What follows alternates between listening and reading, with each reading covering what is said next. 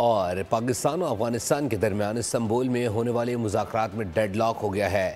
وفاقی وزیر اطلاعات عطا تارڑ نے پاکستان کے اصولی موقف سے آگاہ کیا۔ ایکس پر پیغام میں کہا کہ افغانستان کی سرزمین سے ہونے والی دہشت گردی پر قابو پانے کی ذمہ داری افغان طالبان پر عائد ہوتی ہے۔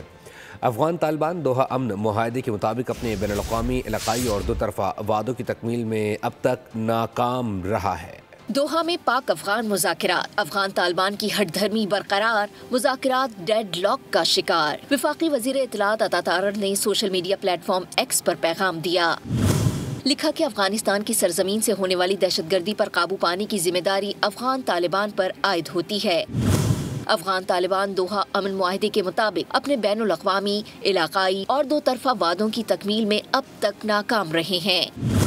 عطا تارڑ نے کہا کہ پاکستان افغان عوام کے لیے خیر سگالی کا جذبہ رکھتا ہے اور ان کے لیے ایک پرامن مستقبل کا خواہش مند ہے۔ پاکستان طالبان حکومت کے ایسے اقدامات کی حمایت نہیں کرے گا جو افغان عوام یا پڑوسی ممالک کے مفاد میں نہ ہوں۔ پاکستان اپنے عوام اور خود مختاری کے تحفظ کے لیے تمام ضروری اقدامات جاری رکھے گا۔ پاکستان نے مذاکرات میں ثالثی پر ترکیہ اور قطر کا شکریہ ادا کیا۔ سبسکرائب کریں اور بیل دبائیں تاکہ کوئی خبر رہ نہ جائے۔